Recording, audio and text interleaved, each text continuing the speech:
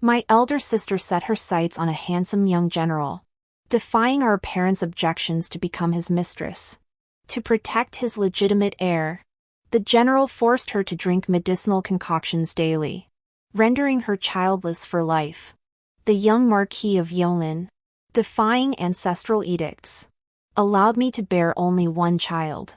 He declared childbirth for women was like venturing through the gates of the underworld, saying this life was complete with me and our child. Driven by jealousy, my elder sister set fire to the house, killing everyone. When I opened my eyes again, she had intercepted the Marquis's wife who came to propose marriage to me. Then sneered, "Sister, that burly oaf with peppers hanging from his tree is all yours." With my back to her, I laughed until my shoulders shook. Wasn't this exactly the perfect life my mother had described, a husband who never comes home, money in my pocket, and no children to bear? The Lady of Yongin personally brought the matchmaker to propose to my parents. "Your daughter is well-read and refined. Marrying her to my son Jiue would be a match made in heaven." Standing beside my mother, I bowed my head submissively, struggling to suppress the smile tugging at my lips. A match made in heaven? Madame Jiang merely sought to use the Ministry of Revenue's prestige to rein in her unruly son. And her personal visit? Nothing but desperation. Desperate. Madame Jiang. Ruochu is merely a concubine-born daughter. How could she possibly be a match for the young Marquis? Mother. Helpless against my elder sister's insistence that she'd marry no one but General Pei Su, yet unwilling to see me marry above my station, offered a polite refusal with a forced smile. Yet to my surprise, Lady Jiang declared, "Not the second daughter. We seek to marry your eldest legitimate daughter, Ruxiang." I frowned slightly, only to see Shen Ruxiang step forward, affectionately linking her arm through Lady Jiang's. "Father. Mother."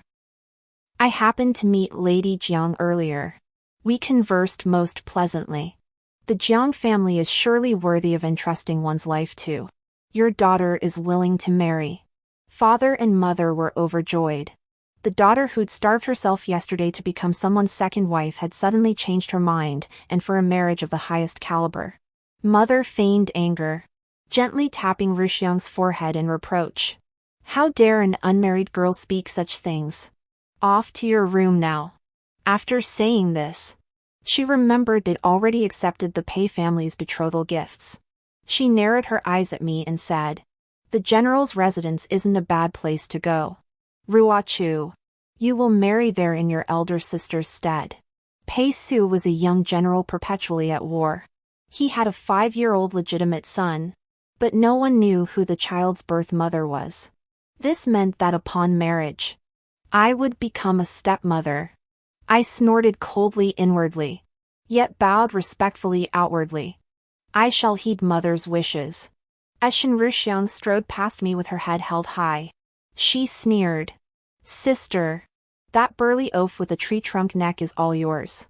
As for me, I'm about to begin a lifelong, devoted love story with Jiang Jiue." So she too had been reborn. But little did she know that in my previous life, the son I bore through 9 deaths and 1 life was murdered by his own father. He then substituted the child born to his concubine, swapping one for the other. Only when the child's features grew increasingly similar to those of Jiang Jiue's concubine did I realize the child I had poured my entire life's love into was not my own. My hatred boiled over, and just as I sought vengeance, Shen Ruxiang burned me to death first. The marriage was now set in stone. Everyone present seemed satisfied. I was satisfied too. Shen Ruxiang had remained barren. She'd once hinted that General Pei was inadequate. I turned my back to her, laughing so hard my shoulders shook. Wasn't this exactly the life my stepmother had praised, a husband who never comes home, money in the purse, and no children to bear? Shen Ruxiang insisted on marrying on the same day as me. In my past life, you knew the Pei family was a den of vipers. Yet you didn't lift a finger to stop me. You doomed me to a life of loneliness, only to reap the benefits yourself in the end. This time around, I'll make you witness my happiness firsthand, how everyone will praise me. I couldn't understand, was sister infatuated with young General Pei's looks? Clamoring to marry him? What did that have to do with me? Shen Ruxiang pointed right at my nose. You. Anyway, you'll just have to wait to become a living widow. I couldn't be bothered with her. Stealing glances at Pei Su. Who'd come to fetch me? Sword-like brows, starry eyes, and a commanding presence. His jet-black hair and crimson robes. Mounted on a fine steed, one glance and you couldn't look away. Truly a handsome face. What a pity. After the wedding ceremony, Chun Tao helped me toward the bridal chamber. A gust of wind swept past my ears. I pushed Chun Tao aside, lifted the red veil, and immediately exchanged blows with the intruder. He wielded a short sword, his strikes fierce but still lacking in skill. Within moments, I seized his weapon. Seeing me toy with his sword, his face flushed crimson as he crossed his arms and declared, "Humph. So you're the one my father married just to entertain me?" I looked down at this little bundle. Round eyes, rosy lips, skin like jade, hardly resembling General Pei's narrow, phoenix-like eyes. I smiled and said, "Not at all. I heard the young master is a picky eater and neglects his studies. See? I even snatched his sword. But rest assured, it won't happen again. I'll keep a close eye on him." Pei Chang's pupils dilated in shock. "You wicked woman. I'll have father kick you out." He leaped up, snatched the sword, and fled, looking slightly flustered. I couldn't help but smile softly. Chun Tao looked worried. "Miss, you've offended your stepson on first meeting. This General Pei dotes on him beyond measure." I waved it off. "He's just a child. Easy to handle. The real challenge is..." "Who?" A deep, masculine voice sounded from behind me. "General Pei? I hear he's a bit, well, lacking." I turned just in time to meet Pei Su's deep, amused gaze. I tried to escape, but his swift hands caught my waist, where we pressed together. The heat was searing and sharp. "Husband, you're hurting me." I hadn't expected Pei Su to be so astonishing, nothing like my elder sister described, and my face flushed crimson. Pei Su slowly released me. His sword-like brows arched slightly, a triumphant smile playing on his lips. "You mean this?" Then he drew a blade from his waist. Its blinding glint swept across my face as my throat came to rest beneath his sword. His martial arts were astonishingly swift. His smile vanished, his piercing eyes as still as a frozen pond. "Shin Ruochu, you too enjoy playing these games meant to deliberately stir my interest? Put away your schemes. Your only duty is to care for Ah Cheng." With that, Pei Su didn't even spare me a glance. He flung his sleeves and strode away, leaving me disheveled in the wind. I muttered under my breath, so he really is afraid I'll discover his little secret? Even by evening, Pei Su hadn't come to the bridal chamber. He clearly intended to leave me alone on our wedding night. Frankly, I've never been interested in, those miniature things. I yawned. So sleepy. Time for bed. I asked Chun Tao to help me with my evening ablutions, but Chun Tao was as frantic as an ant on a hot skillet. "Miss, how can you be so leisurely? Skipping the wedding night will make you the laughingstock of the village, especially since we're returning to the bride's family home with the eldest daughter." Wanting to ease her anxiety, I quipped, "Then fetch me some rope. I'll tie my husband to the bed and force him to consummate the marriage." I hadn't noticed two dark figures standing outside the door. The door swung open, revealing Pei Su with a dark, stormy expression. "So this is how you are." The guard beside him wore an expression of having overheard something he shouldn't have, flustered to the point of breaking out in a cold sweat. He covered his ears with both hands, like someone trying to hide a bell from their own ears. His image was completely ruined. Pei Ching deliberately came over to deliver the final blow. He stuck his tongue out at me. "You wicked woman. Didn't you know? Any woman who tried to climb into my father's bed before this was tossed to the fishes." The next day, Lady Wang came to summon us to pay respects to the grandmother. She was said to be the most trusted person by the grandmother's side. She glanced around the room, her brow furrowing deeply. She summoned Pei Su, curtsying slightly. "I hope the general and his new wife will attend the old lady together. Let us not lose the Pei family's decorum." Pei Su wore a black and crimson everyday robe today. His jet black hair pulled high, making him look exceptionally spirited. His back was straight, his shoulders broad, his entire bearing remarkably sturdy. He strode forward, and I quickened my pace to follow. Before long, however, his steps slowed, matching mine. I couldn't help but glance sideways at him, only for him to urge me on. Walking so slowly, you even have time to look at me. Fuming, I clenched my teeth and strode 10 paces ahead to leave him behind. Inside the chamber, Lady Wang whispered something into grandmother's ear. Her expression darkened. Watching Pei Ching play at her feet, she sighed softly and said to Pei Su, "Suer, Ching is grown now. You and Ruochu should have another child. Didn't my elder sister say the Pei household only wanted Pei Ching as the legitimate heir? Which is why she kept forcing me to drink contraceptive potions to prevent me from conceiving?" Hearing the old lady speak, it seemed she was eager for Pei Su to have several more children.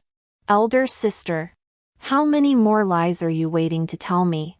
Pei Ching froze mid-play, his jet black eyes brimming with tears. "Father doesn't want A Ching anymore?" Pei Su's expression tightened. "Grandmother, stop. I won't agree." His solemn face softened with forced tenderness toward Pei Ching. "Father will never abandon A Ching." Grandmother grew impatient. "But you must have another." "Grandmother." Pei Su's voice grew deeper. He pressed his lips together, scooped up Pei Ching, and turned to leave. Pei Ching, clinging to his back, actually stuck out his tongue at me. Grandmother suddenly cried out "Io," and collapsed. Pei Su and I hurried to help her up, but she grabbed Pei Su as he moved to call the doctor. "Grandmother, my life is nearly spent. Suer, grant me one last wish? Never let Ruochu sleep in a separate room." Grandmother said, "Ah Ching is just a mischievous child. If Ruochu is willing, help grandmother keep him in line." I agreed. Simply put, I have a soft heart for children, but Pei Ching loved martial arts more than scholarship. I intended to temper his spirit. I made him copy poems, but he drew me a giant turtle instead. Furious, I grabbed the little chick and smacked his bottom with hollow palms, making a loud smacking sound. "If you keep messing around, you'll copy it 100 times." Pei Su returned and saw me disciplining my stepson. His sword-like eyebrows shot up as he strode over and snatched the child from my arms. "Shin Ruochu, how dare you strike him?" Pei Ching, eyes brimming with tears, held up his turtle drawing. "Mother worked so hard, so I drew this turtle for you. But it seems you don't like it. Don't you dare lie. This child is utterly incorrigible. It makes my head ache." I abandoned all decorum. "Husband, do you truly understand Ching? Spoil a child as you would kill him. If you trust me, I'll teach him. If you trust him, then I have nothing more to say." For the first time, I glared at Pei Su, stern and resolute. He couldn't help but look at me deeply. His narrow, phoenix-like eyes narrowed slightly, as if trying to see right through me. After a moment, he tossed Pei Ching back to me, a faint smile playing on his lips.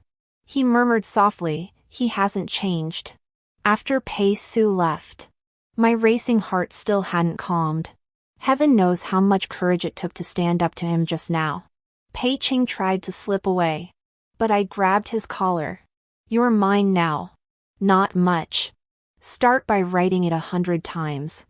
I thought I had this kid under control, but I only fueled his rebellious streak.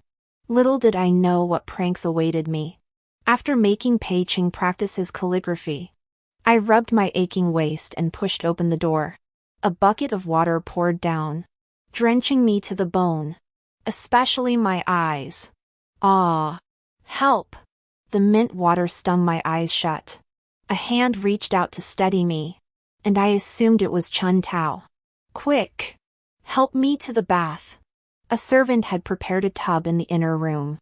I scrambled in, submerging myself completely to wash. Moments later, the water rippled violently. I poked my head up to investigate. My back slammed against the tub wall, pressed by a solid chest. You? I turned my head to see Pei Su, his upper body half naked, and we spoke in unison. Years of martial training had honed his physique to pure muscle, not an ounce of excess. His wheat-colored skin bore a network of scars, long and short, light and dark, badges of his glory. Compared to the fair-skinned, handsome scholar, Pei Su's masculine aura was truly blood-pumping. I sighed again. What a waste. Shinruachu. Why are you here? His damp breath brushed my ear as he spoke, making my earlobes burn. I pouted, leaning closer to let him catch the mint scent on my skin. It's just that. But he mistook my intent, pressing me tighter. Ouch. You're hurting me. Husband. Seems I've been jostled again. Remembering my last embarrassment, I'd wised up this time. Husband. Let me remove your dagger. But when I grasped the blade, Pei Su's face flushed crimson. Who bathes with a dagger? Let go of me. Shinruachu. I knew you had ulterior motives. The day of the return visit, the Marquis's household was prosperous. The servants struggled to carry all the gifts brought by my elder sister, the legitimate daughter. In multiple trips, Mother beamed with pride, while Father stroked his beard, thoroughly pleased. In contrast, my side of the family was dwindling.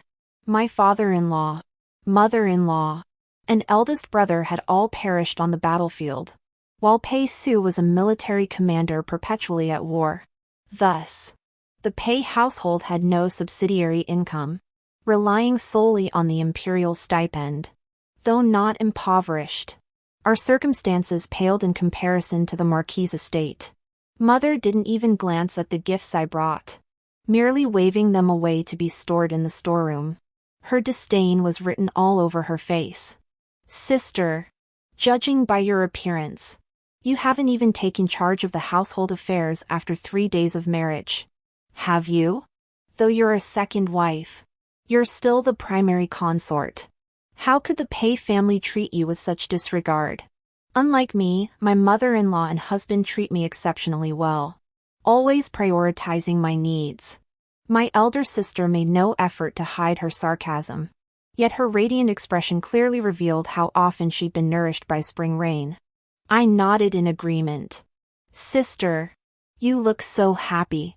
With all the feasting and revelry these past nights, haven't you had enough to keep you busy? Mind your own business. In my previous life, the elder sister had always wanted to run the household, but the authority to manage the estate was firmly held by the second wife of the second branch. After years of open and covert struggles, she finally seized control. Thus, she surely hoped I'd follow her path, to live under the second aunt's thumb in the Pei household. My elder sister's words reminded me, I must start amassing wealth. A locust plague is coming to the west. This is my chance to earn a reward. Our mother once said women need not rely solely on men. Why can't a woman carve out her own sky? I shall forge my own heavens. Just as my elder sister was about to erupt in anger, Mother pulled us aside for a private talk.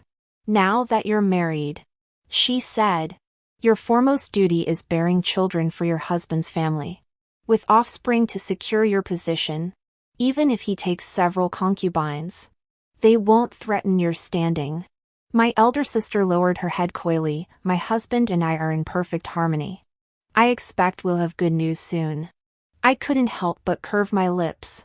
Jiang Jiwei is so eager for you to conceive because his mistress, hidden away in his golden chamber, has already been pregnant for many days. The longer he delays, the greater the age gap between the two children, the easier it will be for his trick of swapping the prince to be exposed. My dear sister. Still so happy she's weeping. Then I wish you a son soon. I deliberately emphasized the word son.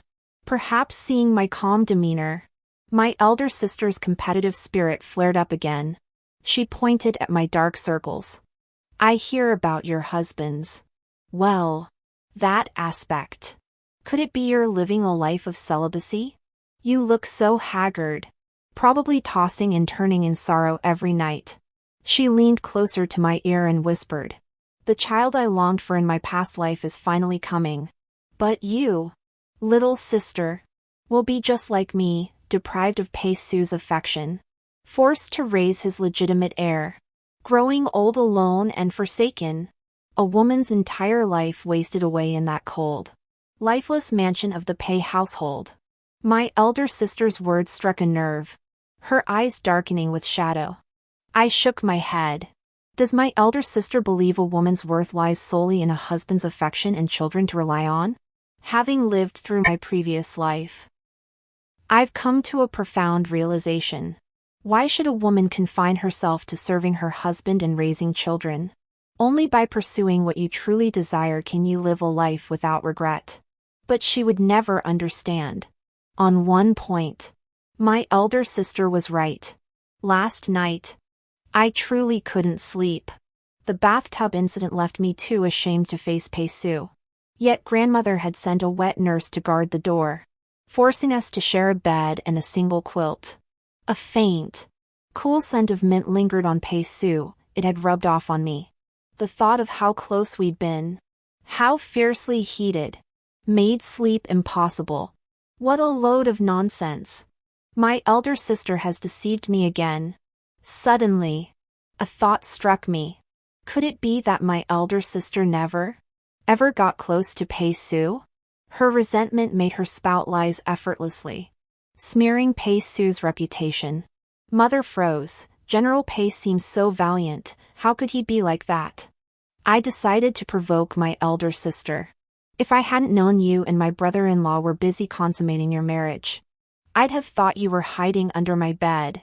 How dare you slander our soldiers defending the nation without knowing the truth? What are your intentions?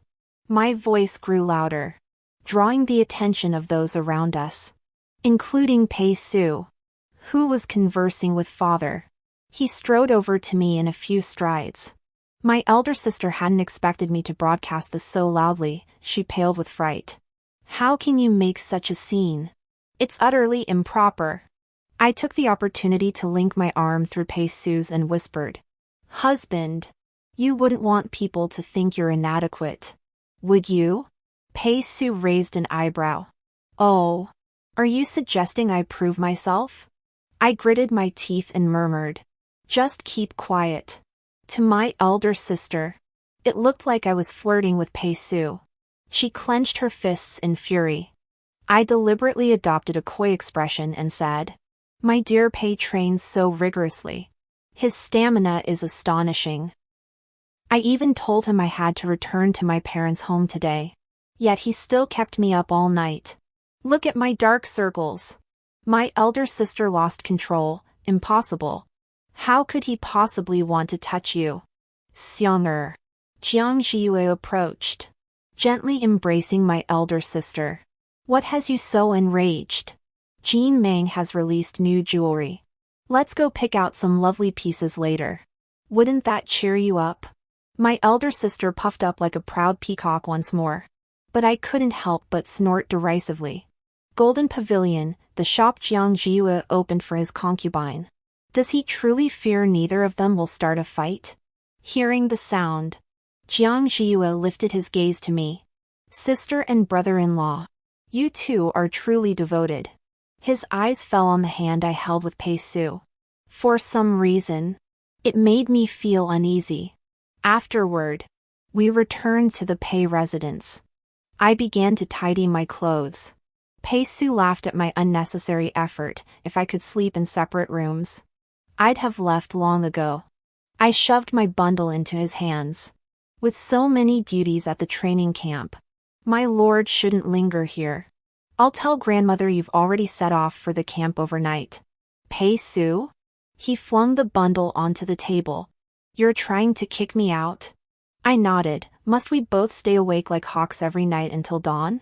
Since my lord dislikes sleeping with me, why not leave sooner? I'd finally have some peace. That last thought had been hidden in my heart, but my tongue slipped and spoke it aloud. Pei Su's face darkened like ink. What if I refused to leave?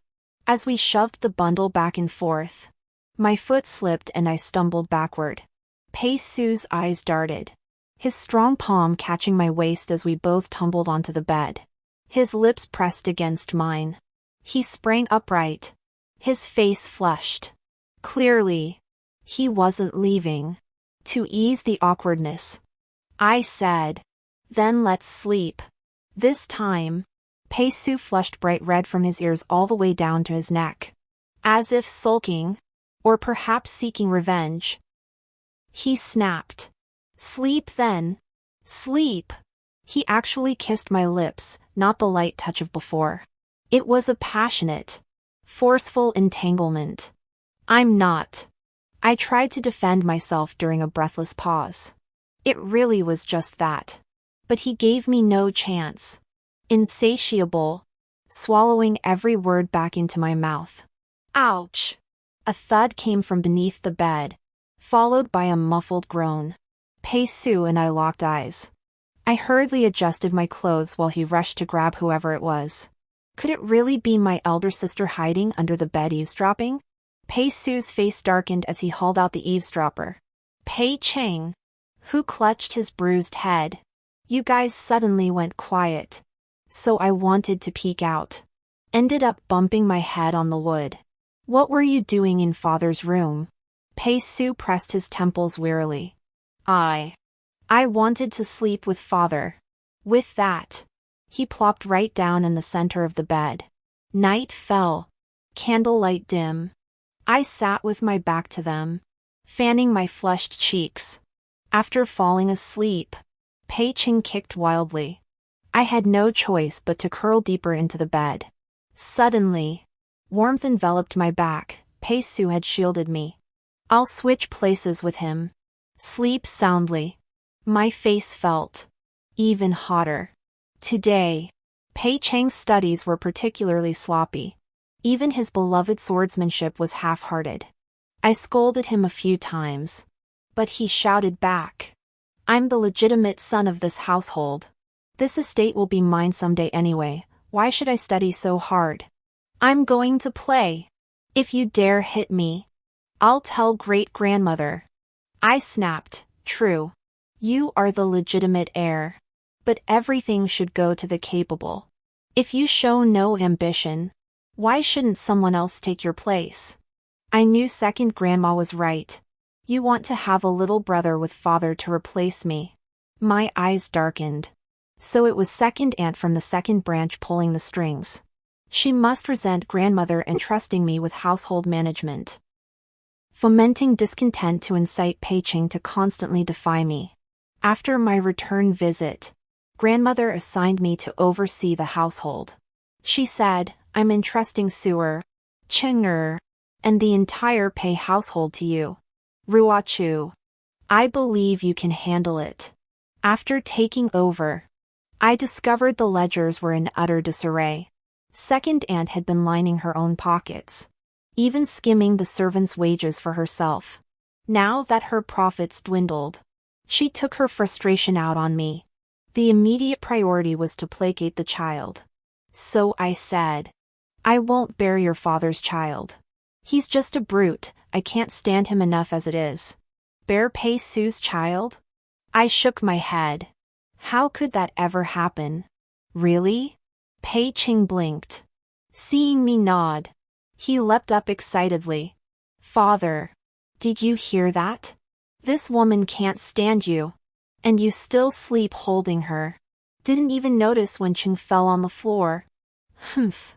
Startled, I turned to find Pei Su standing behind me. His face cold as he gave a low grunt. Having Cheng is enough for me. So, had I fallen for Pei Cheng's trick again? Pei Su lifted the child with one hand, placing him on his left shoulder, and strode away. The setting sun stretched his shadow, casting an air of melancholy. Truly, misfortune springs from loose lips. I tapped my own mouth, actually. I don't hate her that much.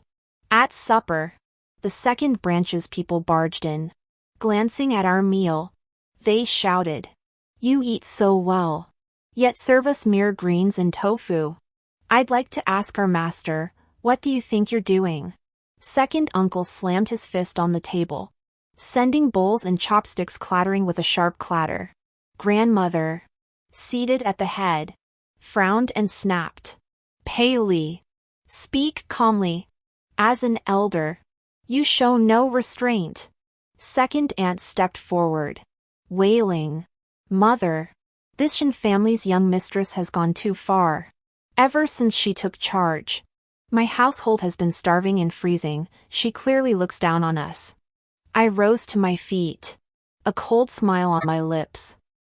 Wasn't it second aunt who withdrew 3 years' worth of monthly allowance early? The money was all in your pocket. How can you claim I didn't feed you properly? Why don't you take a look at the ledger? Grandmother? There are some unexpected entries in there. At the mention of the ledger, second aunt's face paled instantly. She stammered, trying to protest. Grandmother glared at them. "Get out." I knew grandmother was kind-hearted, still wanting to spare them one last time. I silently ate my meal. As long as they didn't provoke me, I wouldn't provoke them. The chaotic dinner gradually settled back into calm. Not only that, I dismissed the lazy and dishonest servants and promoted the capable ones. I restored the servants' monthly wages. As winter approached, I even bought them thick cotton coats. All this did not escape grandmother's notice. Taking my hand, she said with satisfaction, "Our Pei family's mistress, well done." I couldn't help but sigh. In my past life, my elder sister had toiled for years to seize the household's reins, while I had obtained them effortlessly. I thought, had she truly wished to be a good mistress of the Pei household, what would have been so difficult? But she treated power as a token for her own glory. Never treating others sincerely, that was the root of her failure. Seeing grandmother in such high spirits, I seized the moment to speak. "Grandmother, my husband, I wish to open a shop." I opened a cosmetics shop in the western part of the city, named Weipin Pavilion. It sold cosmetics for women to apply to their faces. I used the formula my mother had taught me. I still remember the first time I applied the cosmetics my mother made. My skin instantly became soft, supple, and fair. The effect was nothing short of astonishing. That's why this product was my first choice to sell. My mother came from a place called the modern era, where countless wondrous and extraordinary things existed, along with remarkably advanced ideas. It was she who taught me that a woman must stand on her own 2 feet. It was also she who secretly taught me martial arts from a young age. That night, Pei Su and grandmother were surprisingly supportive. Pei Su simply said, with me defending our home, "Do whatever you wish." As luck would have it, my shop was directly across from Jinmeng Pavilion. I often saw Jiang Jiyue entering and exiting the pavilion, accompanied by his concubine bidding him reluctant farewells. My elder sister, has she still not noticed anything? My shop's business boomed, often selling out completely. Many merchants came knocking, seeking partnerships. The owner of Golden Abundance Pavilion, Jiang Jiyue's concubine, Lu Ye, also arrived. Her belly was already showing. She gently stroked her abdomen as she negotiated with me. The thought of how they murdered my child in my past life, burying it carelessly beneath the pear tree, still haunts me. That face, so strikingly like hers, cried out mother to me daily. Yet behind my back, she laughed at me, calling me blind. All this time, she never realized I wasn't the child she bore. I merely gave her the leftover pastries from the Gathering Friends pavilion, and she was moved to tears. Mother, pretending to be her son is exhausting. When will your son be able to be with you openly? Wait a little longer, my good son. When your grandmother passes and can no longer restrain your father, everything in this marquise mansion will be yours. Memories assaulted my mind. Blood of vengeance surged through my veins. Midway through her story, Lu Yaya looked up in surprise. Mr. Shen, what's wrong? Your eyes are red. I dismissed Lu Yaya, watching her plump, contented figure retreat. Suddenly, I no longer wished to wait. I couldn't bear to wait until she gave birth. I wanted her to taste the agony of losing her child immediately. I deliberately invited my elder sister to the shop to select a few items she liked. She sneered at my business endeavors. Why abandon the life of a noble heiress to expose yourself to the world? Don't you dare mention knowing me outside. Little did she know. No sooner had she spoken than a crowd of young women rushed in, all scrambling to buy my cosmetics. This powder from VIP Pavilion makes my skin as smooth as an egg. It's the best I've ever used. Mr. Shen, has my order arrived? I'm running out at home. Yes.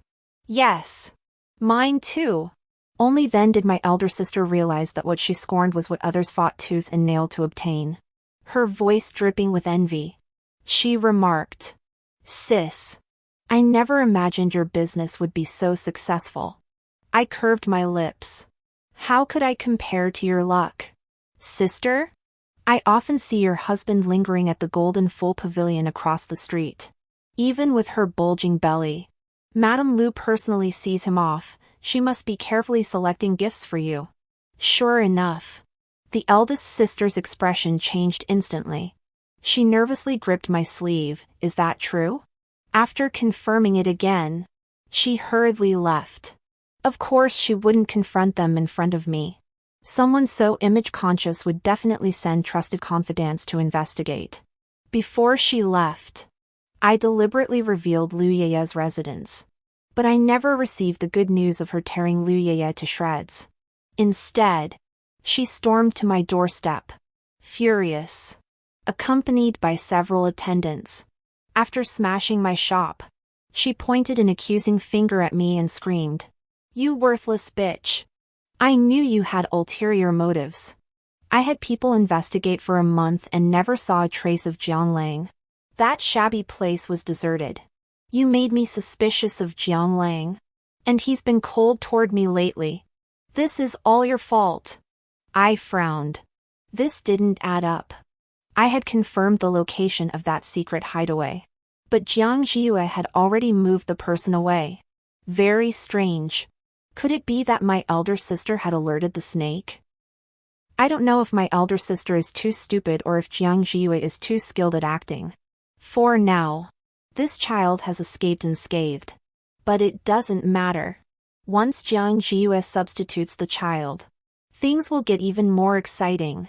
Just as my elder sister raised a bottle to smash it at me, in a dizzying whirl, I was swept into someone's arms. Pei Su arrived just in time, taking the full force of the blow with his back. I looked up at him in shock. Are you okay? Pei Su, I'm fine. Knowing she couldn't take on Pei Su, the eldest sister turned to leave. You're lucky this time. Dare to slander Jianglang again, and I won't let you off. The soldiers Pei Su brought with him blocked her path. I've already reported this to the authorities. Madam Jiang, you've damaged so much of my wife's merchandise. How could we let you walk free? Moreover, you've injured an imperial official. What punishment do you deserve? Was Pei Su standing up for me? In the courtroom, she was questioned about the reason for smashing the shop. The eldest sister refused to elaborate, unwilling to be known as a jealous woman. She could only agree to triple compensation as reparation. Due to her pregnancy, she was spared the 30 strokes of the cane for assaulting an official. Yet the incident still spread. Word traveled fast. And soon the eldest sister's reputation for being ill-mannered and jealous circulated throughout the capital. Word spread that the Marquis's wife had stripped her of her stewardship duties. When attending gatherings with other noble wives, she was no longer invited along. Instead, she was told to rest and focus on her pregnancy. For someone so proud and self-assured, this was utter neglect. When I returned, Chun Tao relaxed upon seeing I was unharmed. Miss. It's thanks to the patrol's General Paisio stationed around the shop reporting to him in time. That's why he could rush to save you. I was taken aback. You mean my husband has been secretly protecting me? Chun Tao said Pei Su forbade her from telling me. Yet he quietly arranged for his men to patrol. Pei Su. You. I took the wound ointment to the study to thank Pei Su. Husband. The wound is on your back. Shall I apply the medicine? Pei Su pressed his lips together, replying coldly. No need for the lady to trouble herself with dressing a distasteful warrior's wounds. You may go about your business. He still holds a grudge. That time. I didn't mean it that way. I truly didn't dislike you. Also, thank you for protecting me and trusting me. As the words left my lips, the tension around Pei Su eased considerably. Only then did he hand me the medicine bottle. Just as I began to peel back his garment, a guard burst in, his face flushed with urgency. General. Urgent. Report. He immediately turned away, covering his eyes. Your humble servant saw nothing. Pei Su pulled his robe back into place and rose. Turn around. Your acting still needs work. Guard. A severe locust plague has struck the western regions. The court recognizes the urgency but struggles to mobilize sufficient grain supplies. Pei Su has been dispatched to collect provisions from the eastern, northern, and southern provinces for transport to the disaster zone. Time is critical, and the task is daunting. Pei Su's face remained tense, the atmosphere so oppressive it felt suffocating. I broke the silence. Husband. I can help. I bought extra rice last time, it's perfect for this crisis. What locusts need most is grain. So I used every penny earned from the shop to buy rice. Pei Su thought I was causing trouble. The rice in our estate is but a drop in the bucket. Until I took him to the granary I'd rented, the locust plague was resolved smoothly. I became a major contributor. The court recognized my achievements and bestowed upon me the title of County Princess. From that day forward, I was no longer a woman dependent on a man. Meanwhile, my elder sister, who had nearly died in childbirth, finally gave birth to a precious son. Truly, it was a double blessing. Pei Su and I brought gifts to congratulate her. My sister, elevated by her son's birth, once again became a person of immense prestige. Mother held the infant, cooing at him incessantly. You chubby little boy. You've put your mother through quite the ordeal. Those eyes are so big, you take after your father. I leaned in to get a better look, feigning surprise. He is quite plump, about the size of a month-old baby. A sign of good fortune. My elder sister laughed, her hair ornament swaying gently. Of course. Your sister has been married 10 months. Yet still no sign of pregnancy? Eldest sister. I am not anxious. How could you not be? A woman's worth has always been measured by her children. If you remain childless, you'll be the subject of gossip. Pei Su took my hand and spoke before I could. She is not like you. She can find her own worth. Her worth lies in kindness, in righteousness, in self-reliance.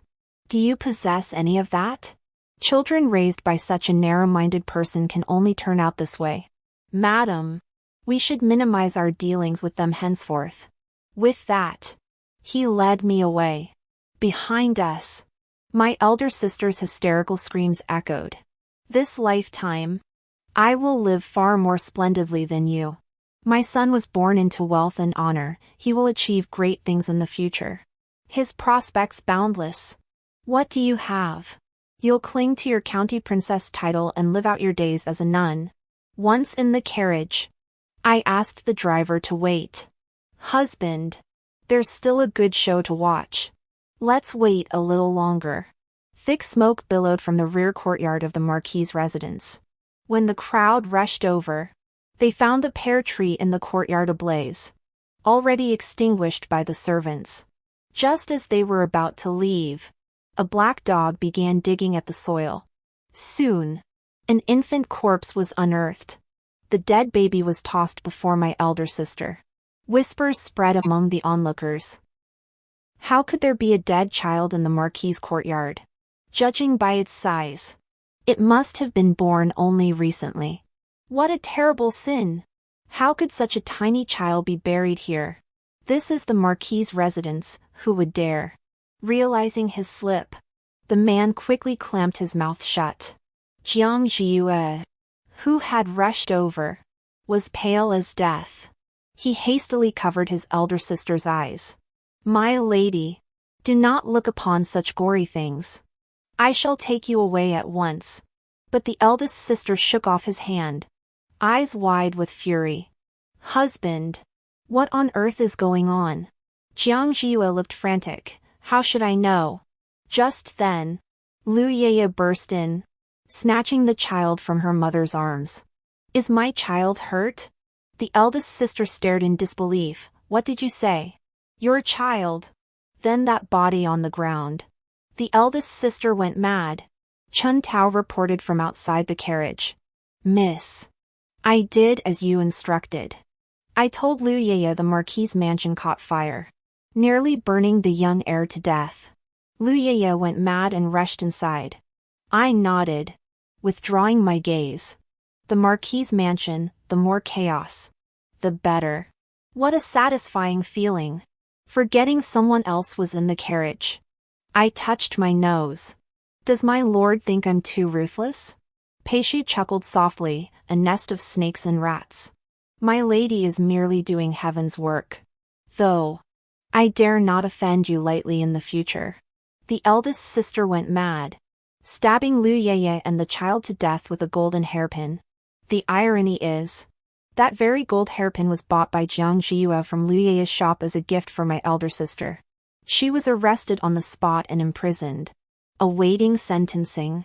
Even as she was taken away, she muttered like a madwoman, how could I lose? Having lived this life twice, how could I lose again? Mother came to the Pei residence and immediately demanded Pei Su lead a rescue mission to break her sister out of prison. She's your own flesh and blood sister. Ruo Chu. Are you just going to stand by and watch your elder sister get beheaded? Have you no conscience? Pei Su is skilled in combat. If he disguises himself, no one will recognize him as the prison breaker. Pei Su and I exchanged glances. Me, has she lost her mind? Pei Su, is she ill? Seeing my indifference, she lunged forward and slapped me. You ungrateful wretch. You're just jealous your elder sister was born nobler than you and married better. You venomous woman. I narrowed my eyes, caught her hand, and twisted it until her bones cracked. Pain contorted her face. Spoiling a child is like killing them. Since childhood, mother, you've indulged her while punishing me. If anyone harmed my elder sister, who else but you? Mother was stunned, muttering repeatedly. How could it be me? How could it be me? 3 days before her execution, mother-in-law still spent her time preparing my elder sister's final feast. Pei Su had her thrown out. I hear the shop has a new scar-removing ointment. Why not bring some for me to try? Late at night, Pei Su suddenly began undressing, revealing his well-defined torso. These old battle scars of his, no scar cream could ever erase them. Clearly, his intentions lay elsewhere. I had him lie down, took a dab of ointment between my fingertips, and gently smoothed it over the jagged, claw-like scars, massaging it in. These were all medals Pei Su earned on the battlefield. Pei Su seized my hand, his gaze burning. May I ask, does this ointment also treat fire? His grip made my cheeks flush fiercely. I bit my lip. This is a secret technique. Are you certain Ah Ching isn't here? With such beauty before me, why should I not use it? A young woman's maxim: when flowers are ripe for picking, one must pluck them. Pei Su, I wish to pluck him. Pei Su chuckled softly, pulling me close before him. Grandmother took him away. Tonight belongs to us alone. The sun rose, and only then did the creaking of the wooden bed gradually cease. Who would have thought the jest I made to my elder sister on my return visit would come true? Martial artists truly aren't to be trifled with. My waist nearly snapped from the exertion of the entire night. Chun Tao brought in a bowl of pitch-black medicinal broth. Miss, this is... I took it and drank it down. I understood. This was the custom. Chun Tao. This contraceptive broth tastes surprisingly sweet. In my past life, did the contraceptive broth fed to my elder sister taste like this too? Chun Tao, contraceptive broth? Pei Su, who had just reached the doorway, contraceptive broth. He snatched the bowl, seeing I drained it dry, and roared furiously. Shinruachu, do you so despise bearing my child that you had Chun Tao prepare contraceptive soup? Me? Didn't he tell Chun Tao to give it to me? Chun Tao hastily waved her hands. This isn't contraceptive soup. It's nourishing broth the old lady prepared for Miss. She said you must have been exhausted last night and needed to replenish your strength. I massaged my temples. How embarrassing. I thought you didn't want me to get pregnant. Pei Su took my hand. Before, I feared you might mistreat a child, which is why I spoke that way. But I've seen you're not like that. I'll follow your lead on this matter. Whatever you decide is fine. I'll explain things to Ching. Even if I have my own child, I'll never show favoritism. Your own child? What about Ching? He's my eldest brother's orphan son. When Pei Su's eldest brother died on the battlefield, Pei Ching had just been born. His sister-in-law, unable to bear the news, took her own life to follow him, leaving behind only the infant child. All these years, Pei Su has raised Pei Ching as his own. As his elder brother's only bloodline, he was determined to raise him properly. You're all liars. So no one wants Ah Ching. No one cares about him. Pei Su and I were stunned. Pei Ching had overheard everything. We rushed after him, only to find he'd slipped through a dog hole and escaped the estate. Pei Su and I agreed to split up and search. I searched for an entire hour without a trace.